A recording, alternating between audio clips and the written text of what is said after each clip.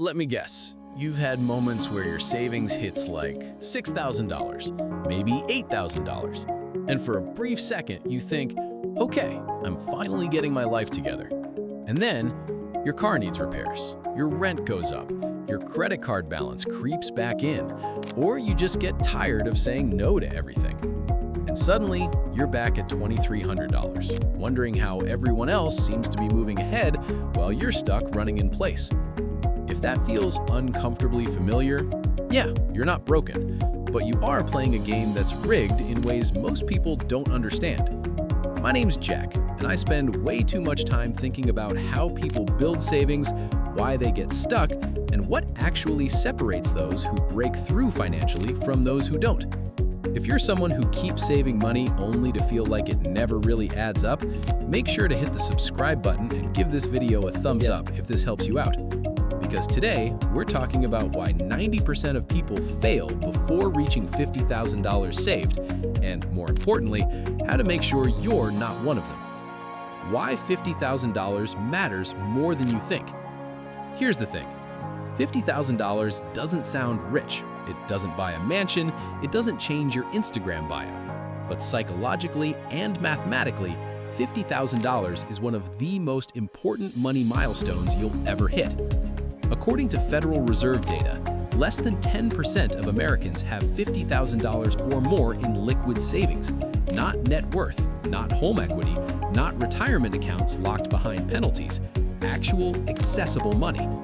And this is where it gets really interesting. Once people cross that line, their financial trajectory often changes permanently. But before we get into why, we need to talk about why most people never get there in the first place.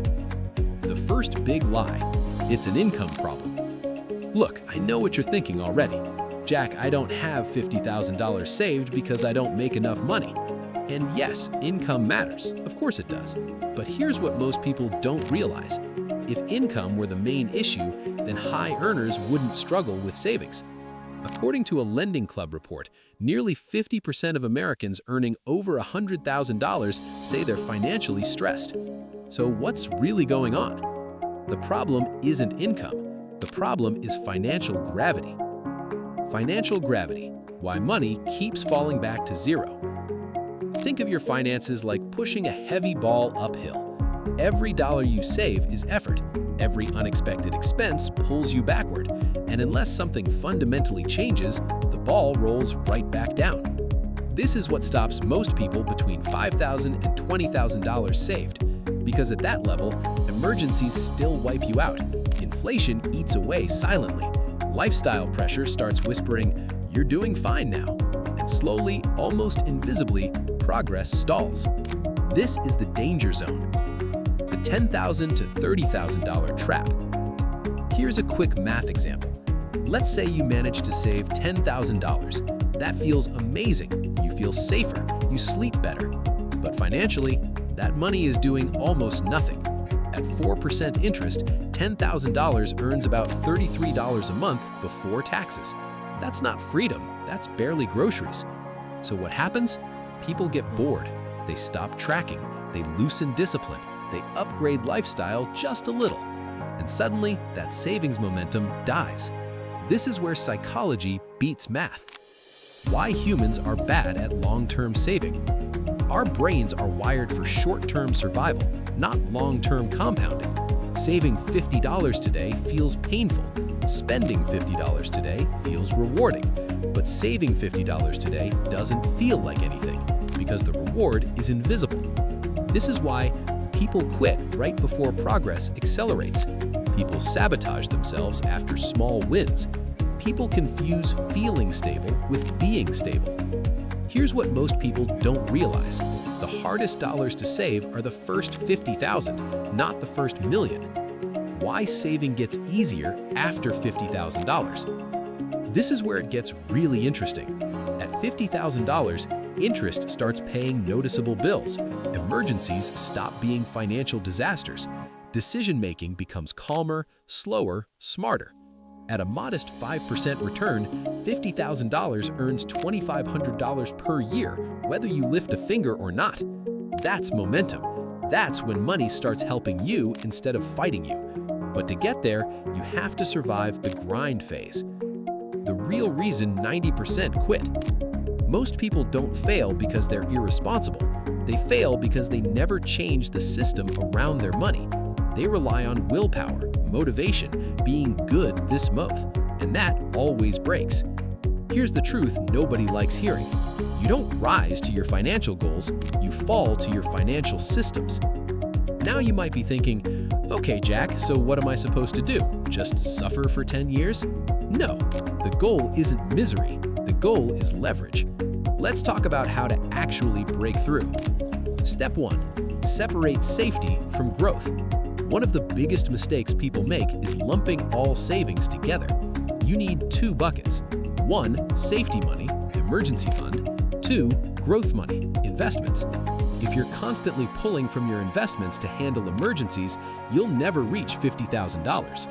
Rule of thumb: 3 to 6 months of expenses in cash, everything else invested intentionally. This alone stops 70% of backsliding. Step 2.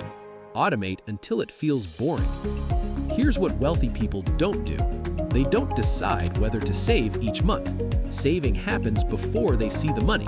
If you wait until the end of the month to save what's left, there will never be anything left. Automation isn't about discipline, it's about removing choice. Step 3. Kill lifestyle inflation at the source. Every raise feels earned. Every upgrade feels justified. But here's the math most people ignore. If you increase your lifestyle by $300 a month, that's $3,600 per year. Invested over 20 years at 7%, that's over $150,000. That's the hidden cost of "I deserve this." Step 4. Track net worth, not just savings. Savings alone are demotivating. Net worth shows progress even when cash fluctuates. Watching debt drop and assets grow keep momentum alive during slow months. Progress fuels discipline. I once talked to someone making $58,000 a year. No inheritance, no side hustle, no crypto lottery win. But they automated $750 a month, kept lifestyle flat, and focused on consistency. It took time. It wasn't flashy. But after 6 years, they crossed $50,000. And here's the wild part. The next $50,000 took less than half the time. Once you hit $50,000, fear decreases, confidence increases, decisions become strategic instead of reactive. Money stops being an emergency tool and becomes a planning tool. That's the real reward.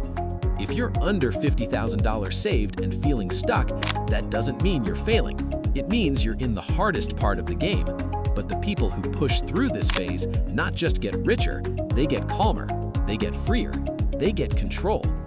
If this video helped you reframe how you think about saving money, hit the like button. It helps more than you think. Subscribe if you want clear, honest conversations about money without the hype or nonsense. And remember this, the first $50,000 doesn't change your lifestyle, it changes your future. I'll see you in the next one.